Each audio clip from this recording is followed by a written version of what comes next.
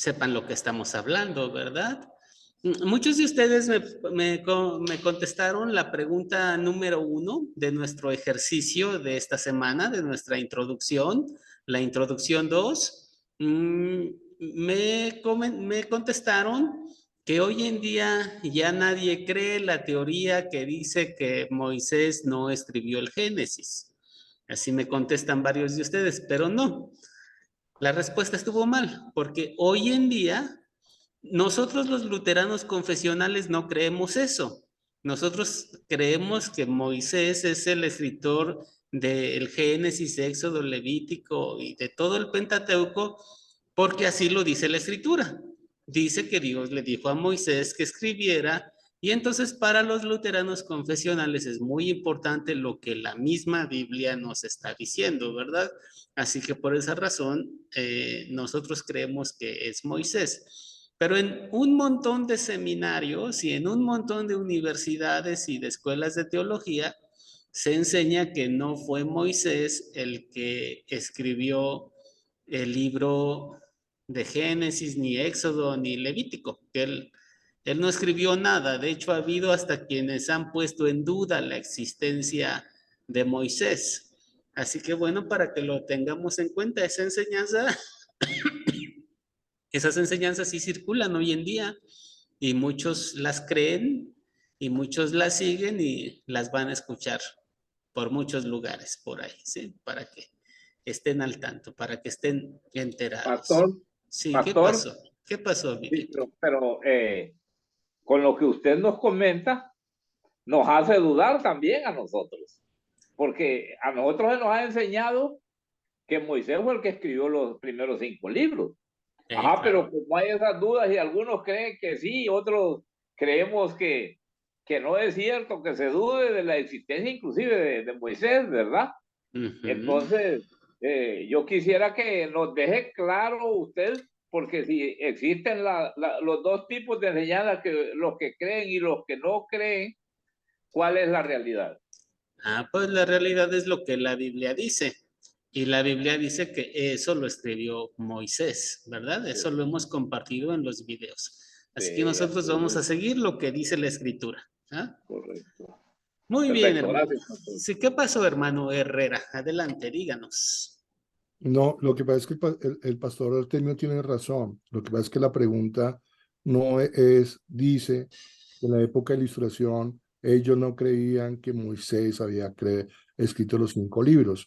Yo también me equivoqué en esa pregunta, pero está bien hecha por el pastor Artemio. Él no escribió qué creen los luteranos o qué creemos nosotros, sino qué cree la gente. Y ahorita es cierto lo que dice el pastor Artemio, que mucha gente cree que no, el Pentateuco no lo escribió Moisés.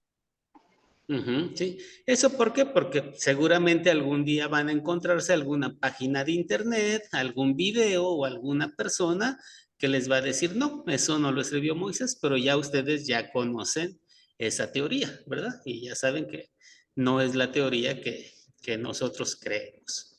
Muy bien, vamos a iniciar el día de hoy con nuestra clase.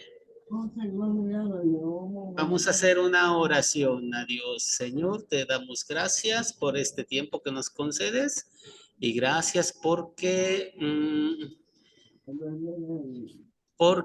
nos concedes la bendición de estudiar tu palabra. Te suplicamos que nos bendigas el día de hoy por medio de ella. En el nombre de Jesús. Amén. Amén. Nos pregunta una hermana que qué seminario es el que enseña eso de que Moisés no escribió el Génesis. Pues muchos. Hay muchas escuelas que enseñan eso y de hecho casi todas las universidades es así como lo manejan, ¿sí? Las facultades de teología de las universidades. Esa es la respuesta que le puedo dar y vamos a compartir entonces nuestra pantalla del día de hoy. Hoy empezamos con los libros históricos.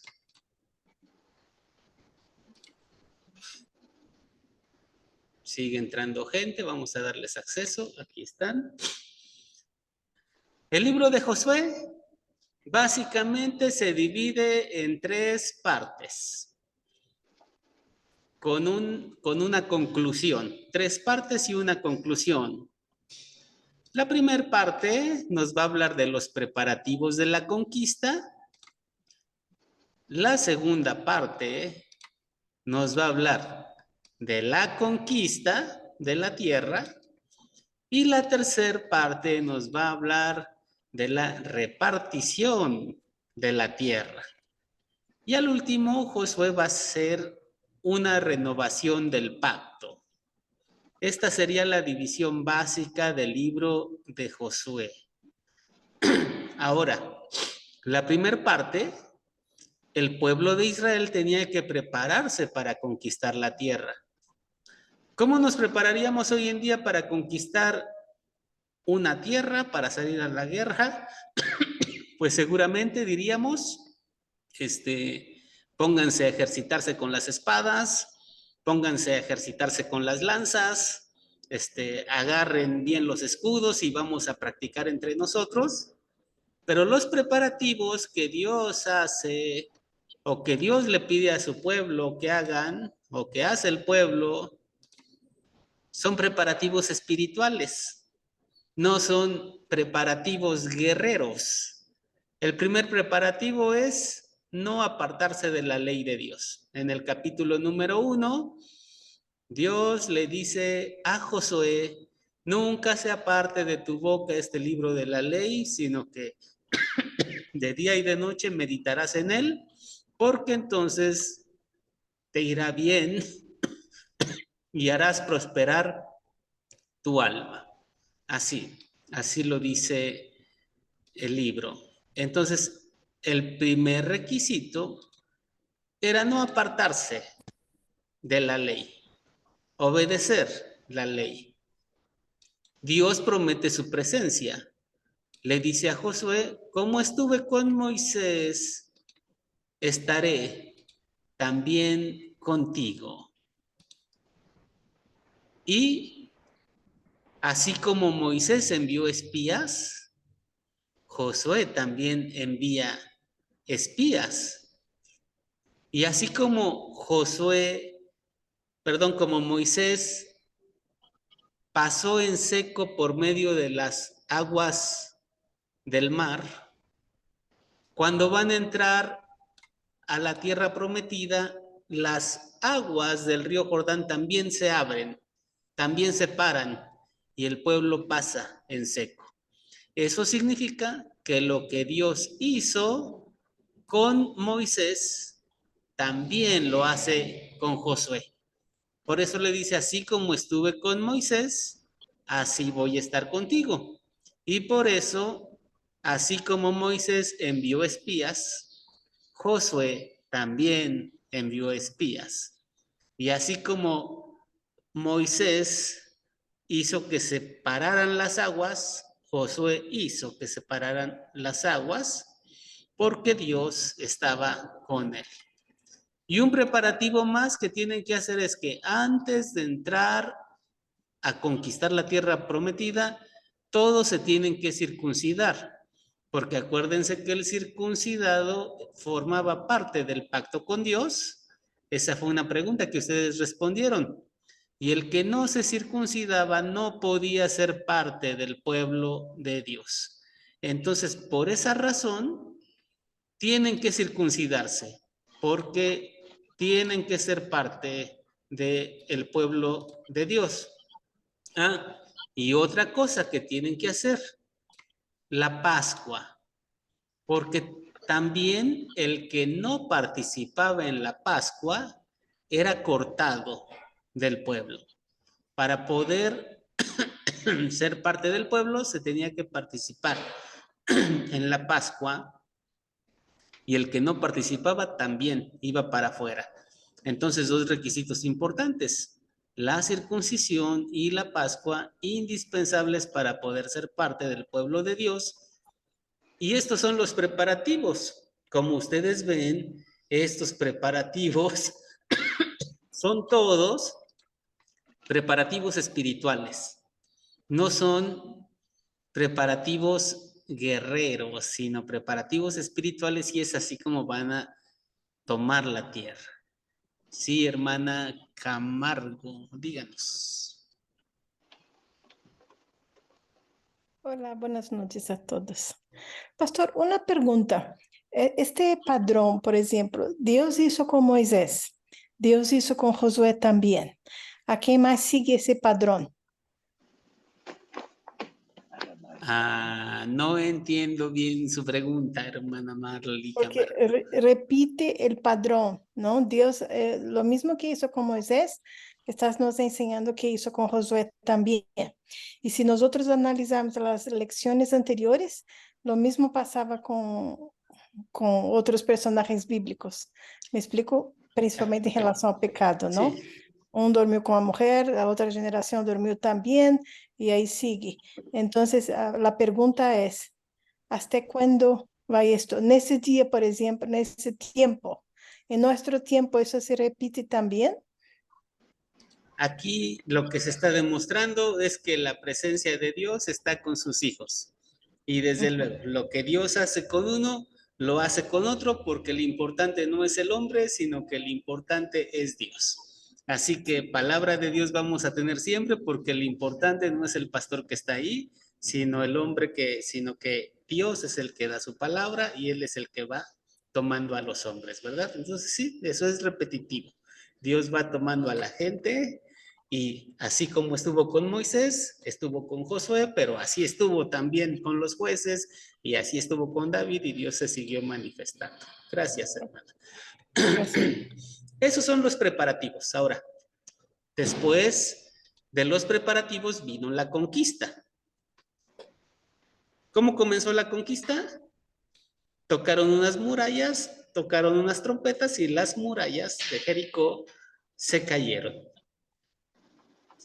Cuando se conquistaban las primeras ciudades, los primeros frutos, o lo primero que se conquistaba era para Dios, porque existía el principio de la primicia, o sea, lo primero para Dios. Llegaron, conquistaron, y cuando conquistaron, hicieron su primer conquista. Hubo un hombre que lo que le tenía que dar a Dios, lo consagrado a Dios, la Biblia Reina Valera lo tradujo como el anatema, pero es lo que es especialmente consagrado para Dios.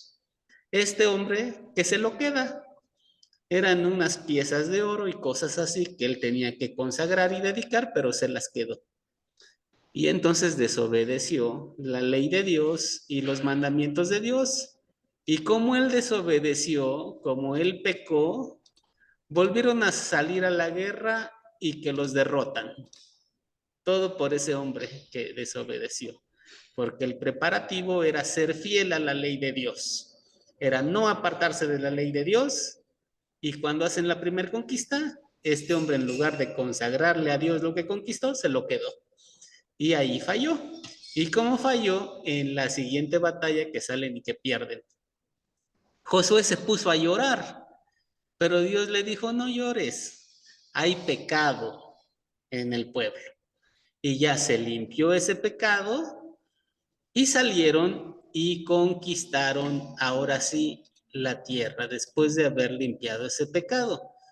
Pero cuando esto pasó, Josué, que agarra la ley y que se las vuelve a leer al pueblo, porque parecía ser que no les quedó claro.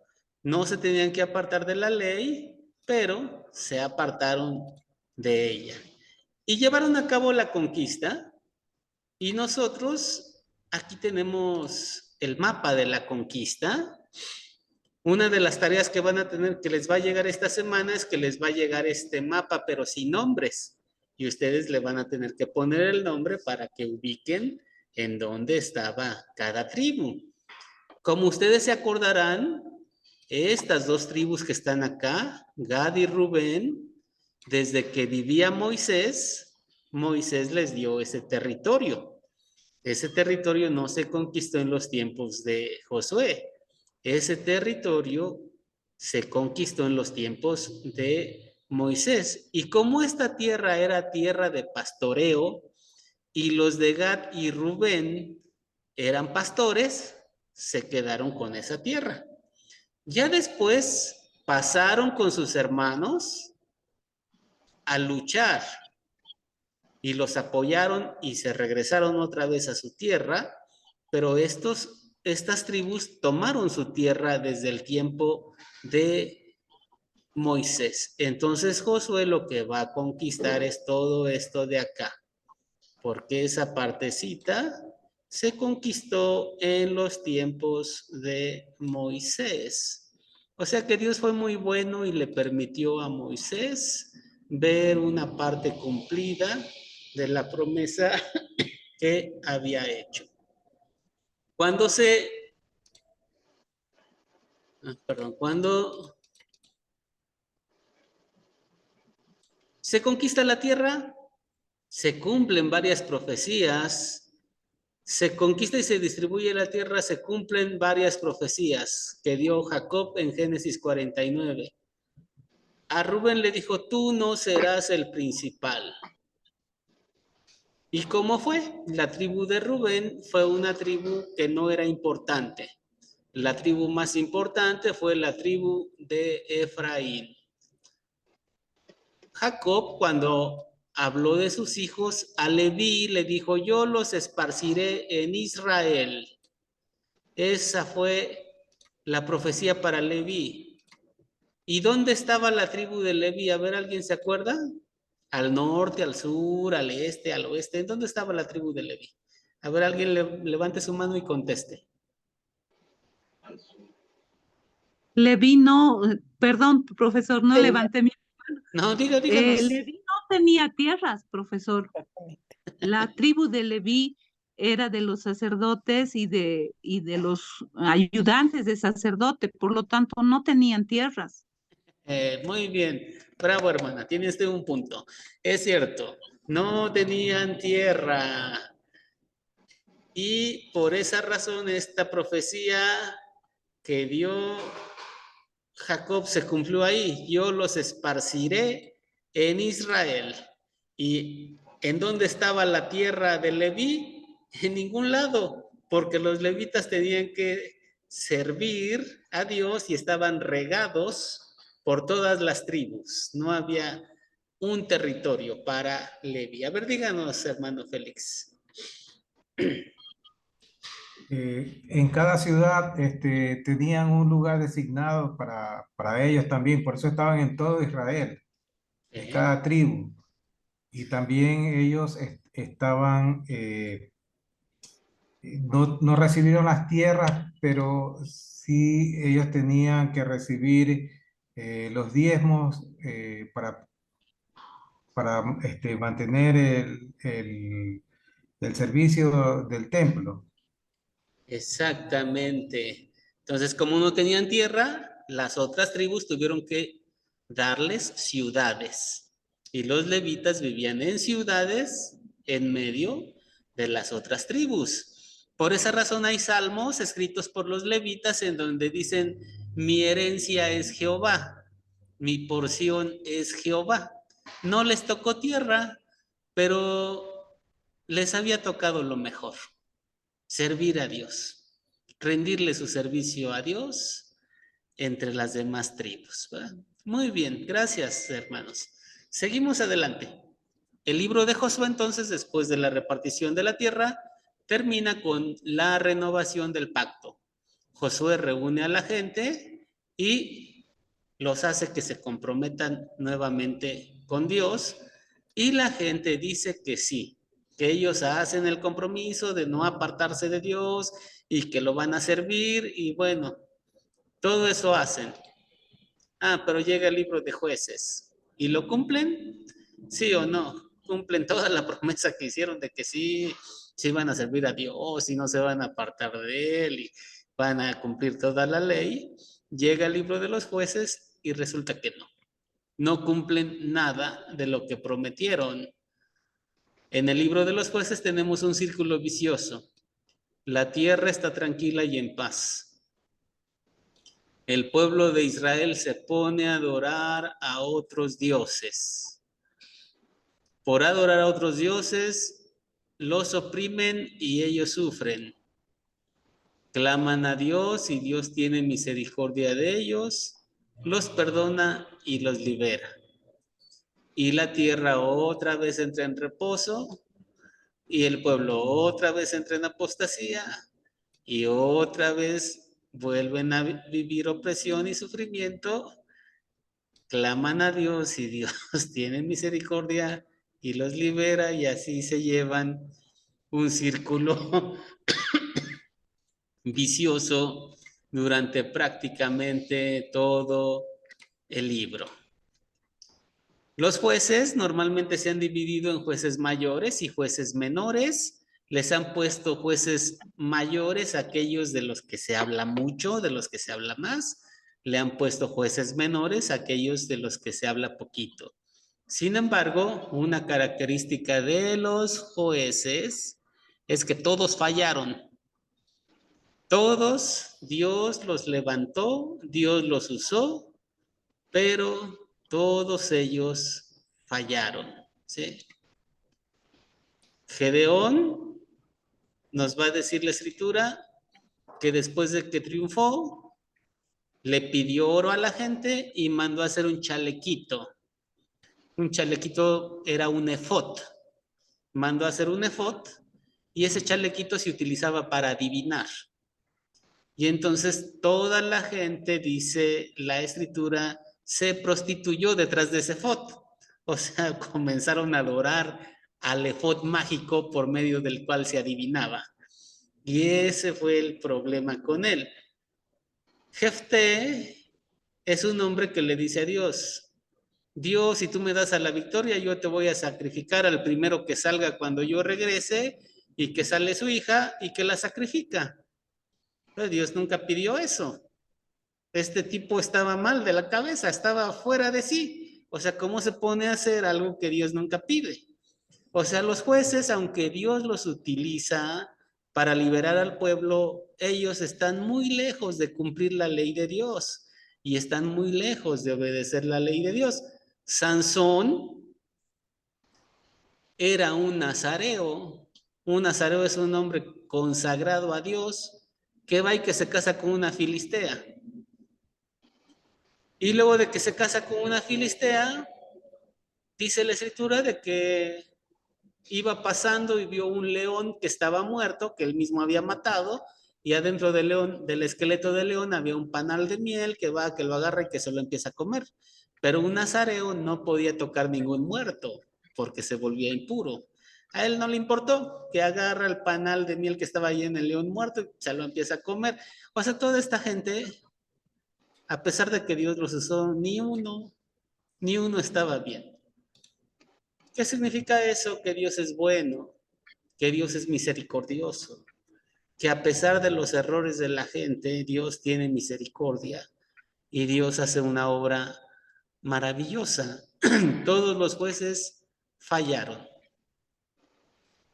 Y en la parte final del libro de los jueces se describen dos tribus completamente lejos de la voluntad de Dios. Los hombres de Dan agarran un ídolo y lo empiezan a adorar. Y agarran a un levita y lo consagran para que ese levita sea el sacerdote de ese ídolo. Así que imagínense, este pueblo se cargó hacia la idolatría haciendo esto, y la tribu de Benjamín, un hombre llegó a un pueblo con su mujer, y los de la tribu de Benjamín eran tan perversos que fueron, se la quitaron y todos abusaron de ella durante toda la noche, y al otro día la mujer amaneció muerta. Imagínense, de ese tamaño, la perversidad y la perversión en el pueblo de Israel. Así termina el libro de Jueces. Un pueblo en un círculo vicioso, Dios teniendo misericordia de ellos, y unas tribus completamente alejadas de lo que Dios pedía. Pero habían hecho un pacto, le habían dicho a Josué, sí, vamos a obedecer, sí, lo vamos a hacer, sí, vamos a andar en la ley de Dios, pero el libro de Jueces nos demuestra que no cumplieron, porque no hay un solo ser humano que le haya cumplido a Dios y haya cumplido todo lo que Dios pide. Por eso vino Jesucristo a ser nuestro doble sustituto. En el mismo tiempo de los jueces, se vive una historia muy bonita. Esta historia es hermosa porque en el tiempo de los jueces,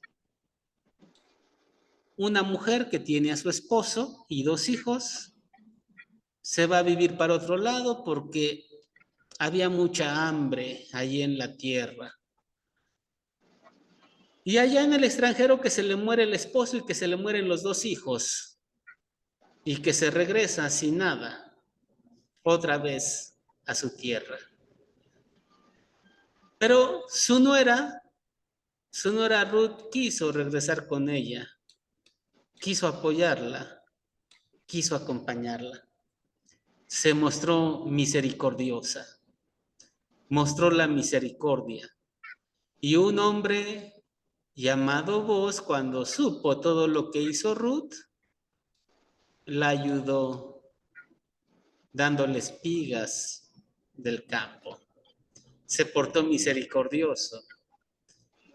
Y cuando Noemí vio todo lo que su nuera había hecho por ella, la aconsejó para que se casara con Boaz. Y Noemí le recomendó que se casara con Boaz. Y Ruth se casó con Boaz y tuvo descendencia y todo terminó muy bien. Todos se portaron misericordiosos.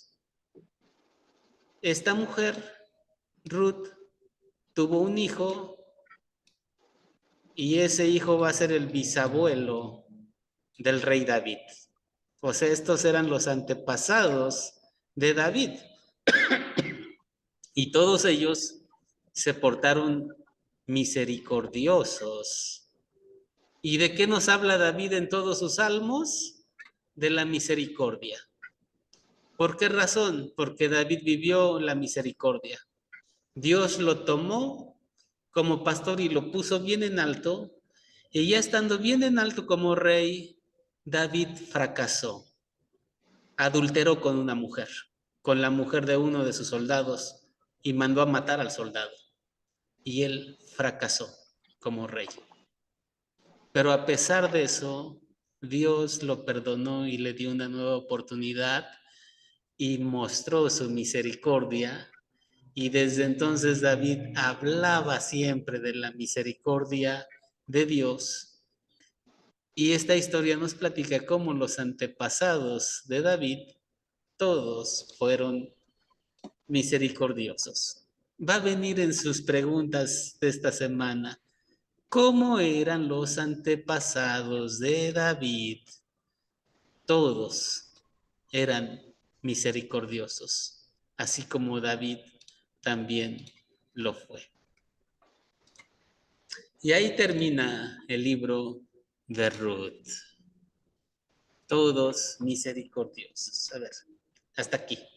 ¿Alguien quiere hacer algún comentario, alguna pregunta, añadir algo? Acuérdense que esto es una introducción. Nada más vamos viendo en términos generales de qué habla cada libro. No profundizamos en algún pasaje, pero explicamos en general en qué consiste. Pero si alguien quiere añadir algo, puede hacerlo. Adelante, Viviana. Sí, buenas noches, profesor, y para todos los hermanos. La ramera Rab, que ella ayudó a los 12 espías, también es uno de los primeros antepasados de David. Ella también creo que es bisabuela. Sí, no es bisabuela, pero sí es una tatarabuela, o sí, sea, bueno, sí, es de la línea. De la línea. Vendría a ser como la primera. Sí, de las primeras, porque la descendencia de David pues viene desde Judá, ¿verdad? Desde los que estaban en Egipto. Sí, hermana, ¿cómo no? Está muy bien. A ver, Ovidio. Sí, doctor, yo quería hacer una consulta. ¿Dónde encontramos en la Biblia que Josué abrieron el río para cruzarlo sin mojarse? Porque también se ha dicho dentro de la historia que ellos en honor a lo que Dios hizo por ellos de cruzar el Mar Rojo, que le abrió el espacio para que lo pudieran atravesar sin mojarse. Ellos buscaron los materiales que estaban al alcance para cruzar el río sin mojarse, pero usted nos está diciendo que ellos abrieron el río con el poder, el gran poder de Dios. ¿En qué versículo podemos encontrar ese pasaje que nos dice que abrieron también el río? El río Jordán, sí, está en los primeros versículos, en los primeros capítulos del libro de Josué. De hecho, en los títulos de su Biblia va a ver que ahí dice un título en donde nos va a indicar que el mar, el río Jordán se abre. Ahorita les explico algo sobre eso. A ver, Félix, ¿qué nos quiere decir? Sí, de la descendencia de Jesús, por la línea de David, ¿viene por la línea paterna o materna? Por ambas, hermano. Ambos eran de la tribu de Judá y ambos vienen de la línea de Judá, tanto por parte de la mamá como el papá, como José como María, ¿sí? A ver, ¿quién más, hermano Eduardo? ¿Quién le tocaba? Pastor, buenas noches. Buenas noches, díganos. Yo tengo una pregunta, pastor, sobre el tema de la conquista de Jericó. Hubo toda una estrategia que Dios ha determinado de los levitas cargando el arca. Creo que hubo 7 vueltas, tocar de las trompetas. Creo que eso es un tema importante que si fuera posible ahora o tal vez en privado me aclare, porque tengo un poco de dudas de todo ese proceso que fue la conquista de Jericó con el tema de los levitas y del arca y de las trompetas. Por favor, pastor. Sí, básicamente lo que hay ahí es que el arca de Dios es la presencia misma de Dios. Por esa razón, llevan el arca y los levitas tocan la trompeta. ¿Para qué se tocaba la trompeta? Para llamar a Dios, para invitarlo a venir con ellos. Entonces los levitas llevan el arca, tocan la trompeta para llamar a Dios y Dios se presenta y los muros se caen. O sea, mucha gente ha dicho que los muros se cayeron, que porque las trompetas, el sonido debilita las paredes y que está comprobado científicamente que si tocamos unas trompetas a la larga los muros se caen. No, en el texto bíblico la trompeta se utilizaba para las fiestas en Israel, para convocar al pueblo y convocar a Dios para que se juntaran. Entonces el arca es la presencia de Dios y las trompetas llaman su presencia y cuando Dios se presenta, las murallas se caen por la presencia de Dios. Esa es la esencia de ese pasaje que está ahí. Lo que nos dice Ovidio está en el capítulo 4, al final del capítulo 4, cuando se dividen las aguas del mar. Digo, del Jordán. Del mar no, del Jordán, río. Del Jordán, del río Jordán, sí. En el capítulo 4 al final, ahí está, hermano. Pero miren, da lo mismo si son las aguas del Jordán o las aguas del mar. ¿Por qué razón? Porque aguas en hebreo se dice Yam.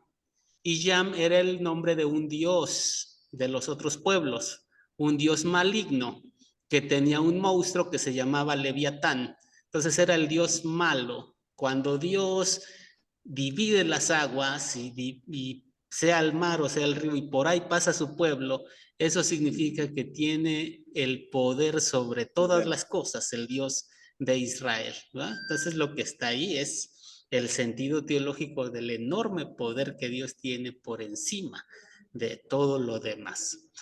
A ver, ¿hay algún otro comentario? Ya podemos seguir. Muy bien. Vamos a continuar adelante entonces. Y con lo que continuamos es, permítanme, hay un chat. Josué 3, hermano, ahí está. ¿Sí? Gracias.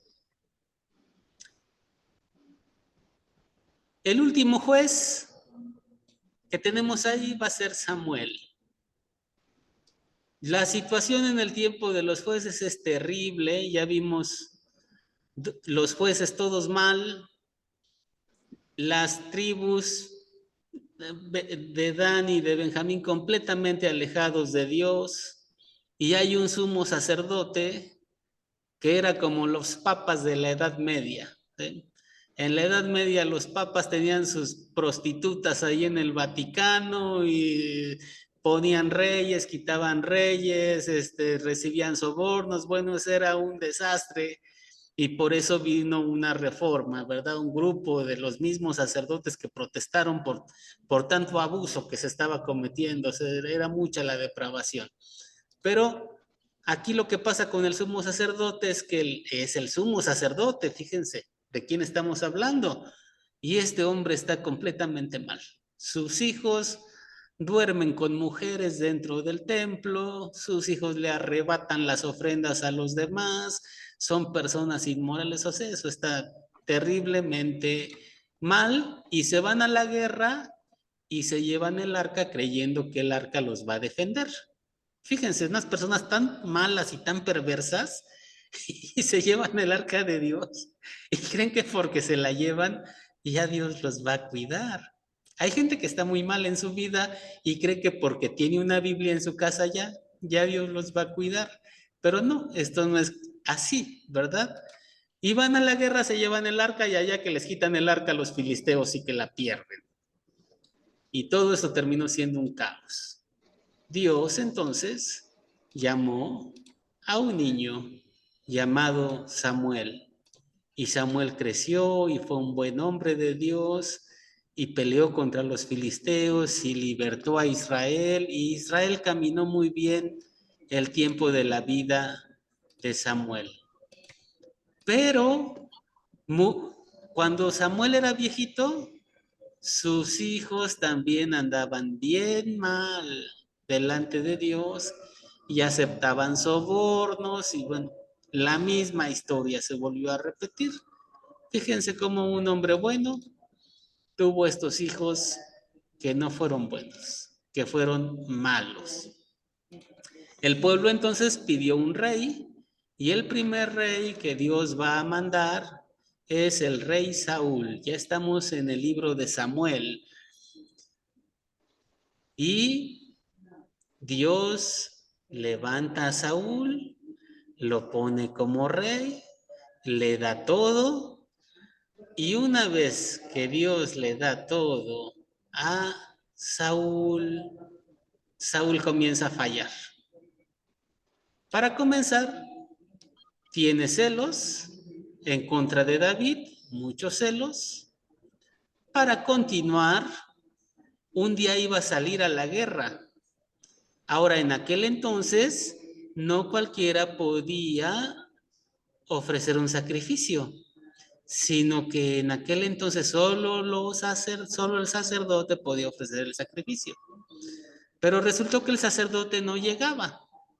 Y como no llegaba, que agarra a Saúl y él mismo que ofrece el sacrificio, imagínense.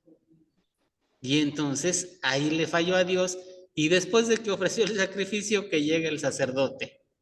Le dijo, has actuado como un loco, has hecho mucho mal por haber ofrecido tú el sacrificio, porque esto lo tenía que ofrecer el sacerdote. Luego fueron y atacaron una ciudad y la misma historia. Saúl tenía que consagrar una parte del botín para Dios y se la dio al pueblo, las mejores cosas.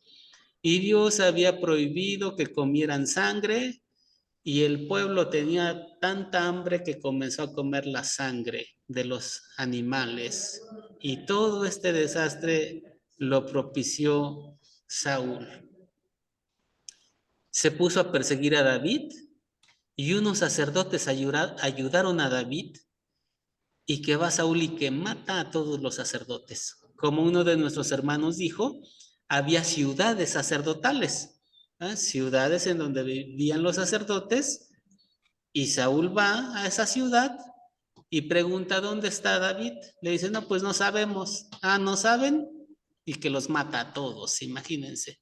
Ahí Saúl ya había perdido la cabeza completamente y ya estaba totalmente alejado de Dios. Y así ya alejado de Dios, lo atacó un ejército, el ejército de los filisteos, y Saúl estaba muy desesperado y que va y que consulta a una bruja.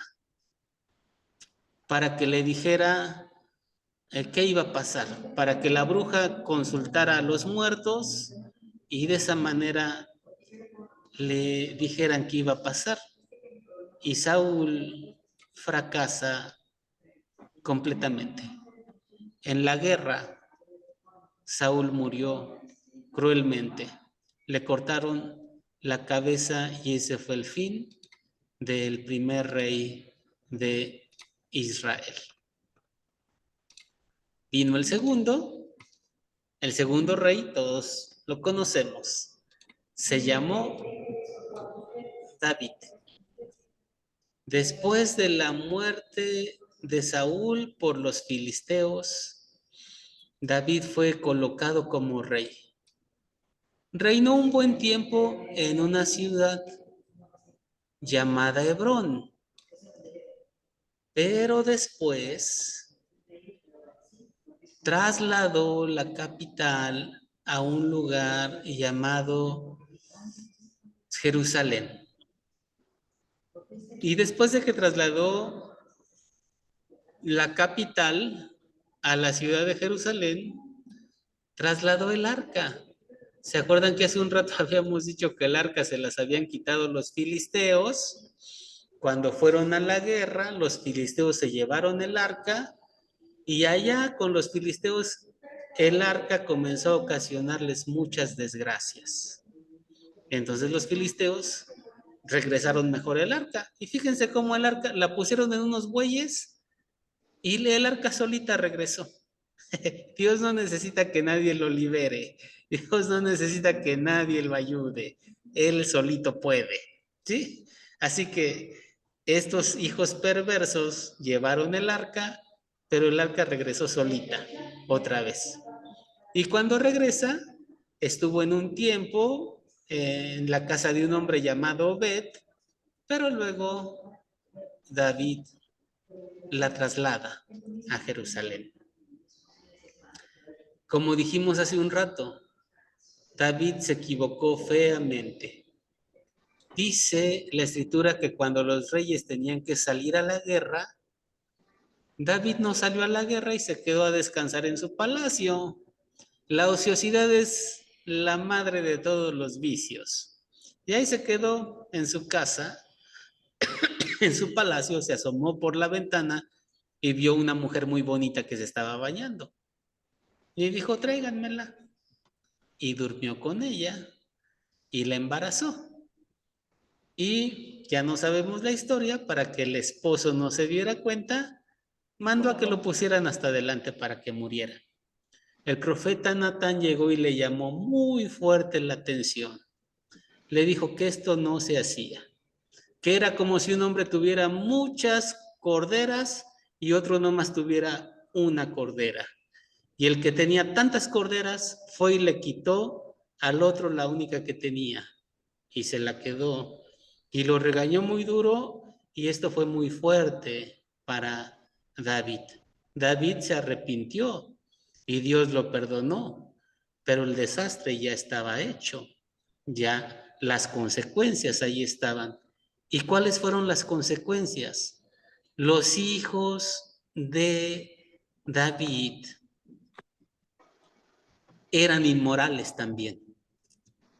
Y uno de sus hijos de David, que se llamaba Abnón, le gustó una media hermana, también hija de David, llamada Tamar. Y fue y la violó. Fíjense, entre medios hermanos lo que estaba viviendo el rey David por el pecado que cometió, como consecuencia de haber actuado inmoralmente todo lo que vivió. Y uno de sus hijos, llamado Absalón, fue y mató a su medio hermano. Él era hermano de Tamar, que va y que mata a Abnón y que se va huyendo.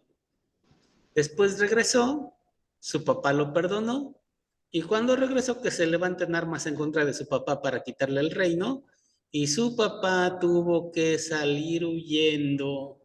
Y miren todas las consecuencias que tuvo que vivir David por un acto poco meditado, por un acto impulsivo, por ver simplemente una mujer hermosa y dejarse guiar por esa hermosura, todo acabó muy mal en la vida de él. Y su hijo Absalón se levantó en armas, se hizo la guerra y su hijo murió en esa guerra.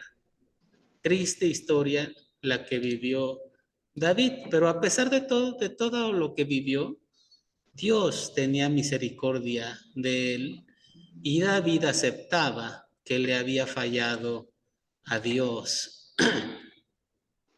Otro error que cometió David.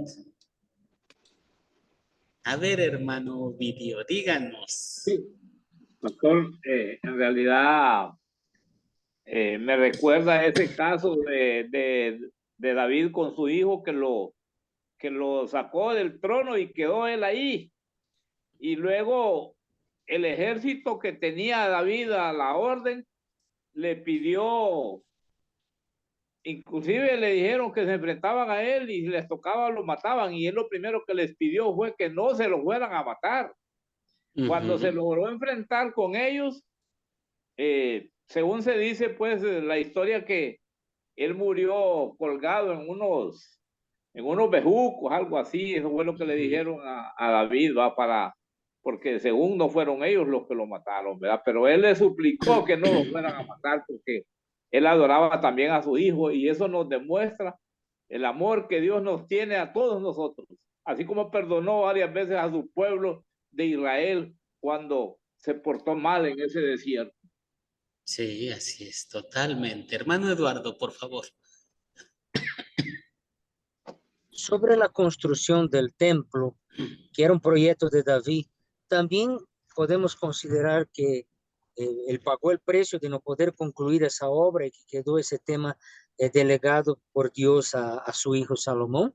Sí, claro, porque Dios le va a decir claramente, tú has derramado mucha sangre y tú no vas a construirme el templo. Así se lo dijeron y desde luego que sí. Todo esto tuvo consecuencias y por eso David no tuvo la bendición de construir el templo. Pero la historia del templo es esta, miren. David, aparte de lo de la mujer con la que durmió, cometió este otro error. Censó al pueblo. ¿Para qué era un censo del pueblo? Para ver cuántas ganancias iba a recibir como rey. Era para los impuestos, para lo que iba a recibir él. Uno de sus consejeros le dijo, no hagas eso. Ya Dios te ha bendecido mucho, ya tienes demasiado. Pero David no le hizo caso y de todos modos hizo el censo, y el censo tenía ese sentido. Se aferró y Dios se enojó con él por haber hecho esto y le dijo, a ver, David, te voy a dar 3 opciones. 7 años de hambre, 3 meses huyendo de tus enemigos o una peste que va a durar 3 días. ¿Qué eliges? A ver, Sergio. Justamente estaba comentando del censo y en Segunda de Crónicas 2:17 menciona que David hirió de tal manera al pueblo de Israel que incluso llegó a herir el corazón de Jehová. Y una vez cuando ya vio que él había cometido un error gravemente, nuestro Señor lo siguió perdonando. Y él que en vez de pedir clemencia, siguió pecando y una vez más siguió pecando contra nuestro Señor y siguió perdonado.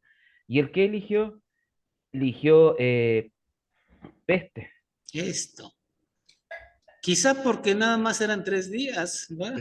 No sabemos, pero él dice, caiga yo en las manos de Dios y no en las manos de los hombres, porque Dios es misericordioso, ¿verdad? Exacto, porque era tanta su avaricia en ese momento de censar, de ver las ganancias que iba a recibir mucho más, que prefirió tener peste 3 días y estar alejado, pero sabía que dentro de que iba a recibir mucho más monetariamente que recibir 3 días de peste. Así es, claro que sí. Gracias, Sergio. Ovidio y Eduardo, ¿se les quedaron las manos levantadas o quieren hacer algún comentario? No, pastor, yo en mi caso Ya hice mi pregunta, disculpe. Gracias, Ovidio. El ángel de Jehová hirió al pueblo y llegó a Jerusalén para herir a la ciudad de Jerusalén y sacó su espada para herirla. Pero cuando el ángel sacó su espada para herir a Jerusalén, David hizo algo muy hermoso. Él ofreció su vida por Jerusalén. Él le dijo a Dios: el que pequé fui yo, perdona al pueblo. Bueno, y entonces eso es algo hermoso, porque él ofreció su vida, ¿no? Eso dice el segundo libro de Samuel, capítulo 2, en el capítulo 24. Ahora, cuando ese ángel se apareció en un lugar que se llamaba la era de Aruana o la era de Ornán, dicen otras Biblias. Era un personaje que vivía ahí en Jerusalén. Unas Biblias dicen Aruana, otras Biblias dicen Ornán, pero es el mismo personaje, ¿sí? Es la misma palabra hebrea. Ahí se apareció el ángel de Jehová.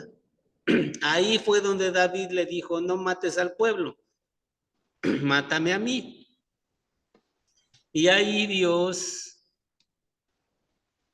al ver este acto de David, tuvo misericordia y la mortandad paró.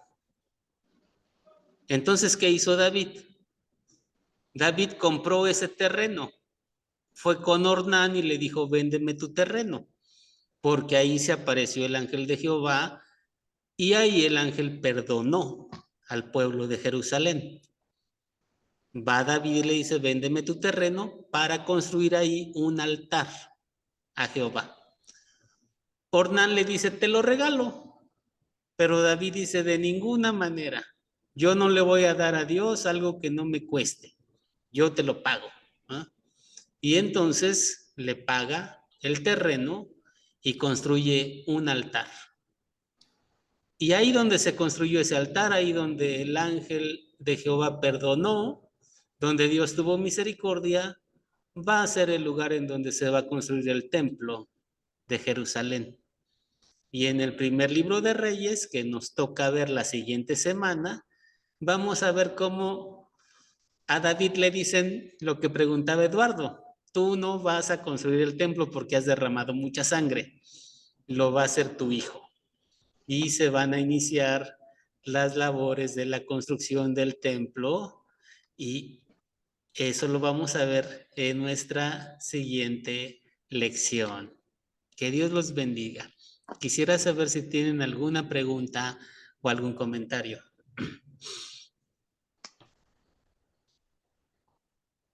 Bien, no hay preguntas ni hay comentarios. Como no hay preguntas ni comentarios, yo sí tengo preguntas. Les voy a mandar su cuestionario en un momento, por ahí les va a llegar. A ver, díganos, Katia, ¿qué pasó?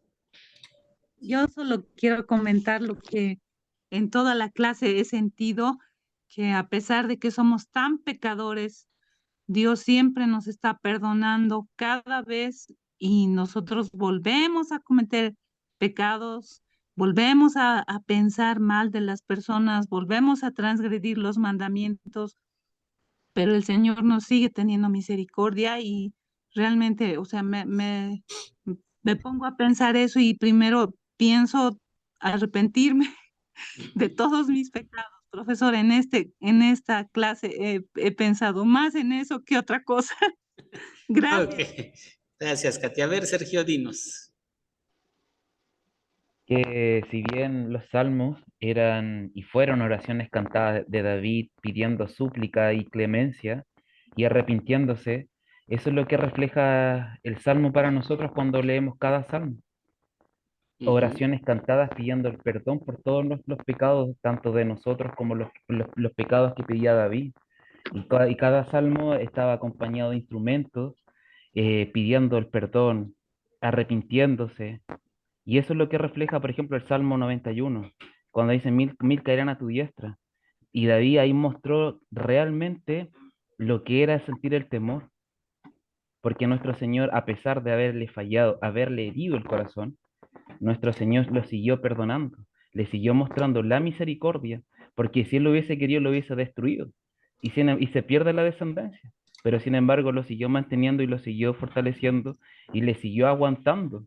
Y eso es lo que más uno leyendo la historia de David se da cuenta que nuestro Señor lo siguió perdonando, no importa las veces que pecó y falló, pero lo siguió perdonando y le siguió mostrando la misericordia y le mostró la clemencia.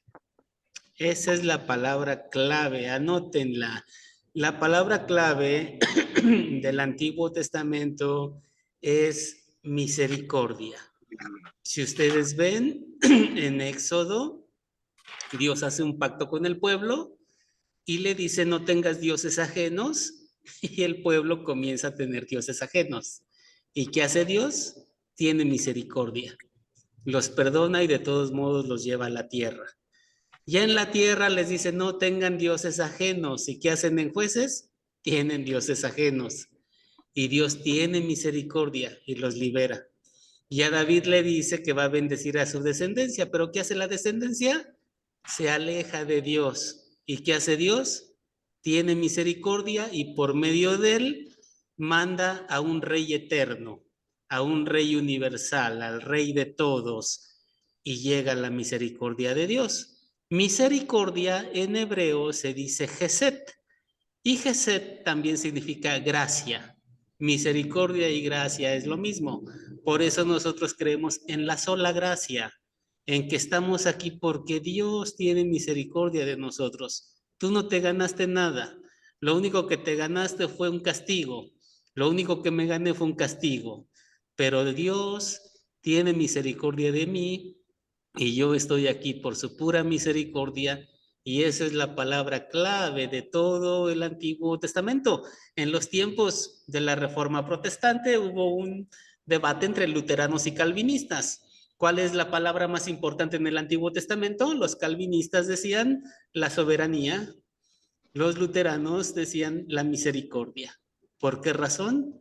Porque en todo el Antiguo Testamento el ser humano falló. Y a pesar de eso, Dios tuvo misericordia y nos dio una nueva oportunidad.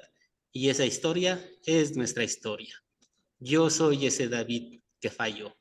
Yo soy ese Salomón que se fue a adorar dioses ajenos. Yo soy ese rey que falló, ese cristiano que falló, pero a pesar de eso Dios me perdonó y por su pura misericordia estoy aquí. Ni para decir que yo he sido muy bueno, que me porté muy bien, que yo sé mucho, no, nada de eso. Pura gracia y pura misericordia. Último comentario, Viviana, y terminamos.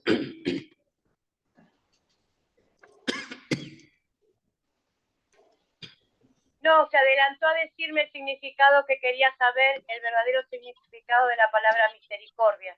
Eso, Okay. dejé levantado para decirle que gracias porque es interesante saber el significado. Gracias, profesor. Que Dios los bendiga a todos. Les llega su cuestionario en el momento y nos vemos. Vélez, Sí. Pastor Vélez. Dígame, Pastor Vélez. Sí, solo no quería adueñarme de un afectuoso saludo que les envió hoy que hablé con mi hermano Álvaro Urrea de Colombia. Me pidió que saludara a todos los hermanos y principalmente al pastor, me decía él.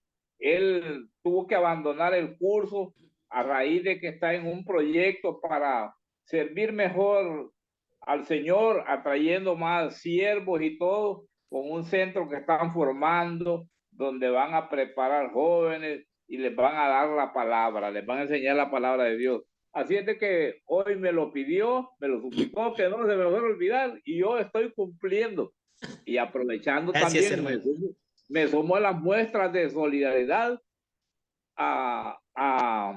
por la muerte de la mamá de la esposa de Ángel Otero, que murió ayer, entiendo.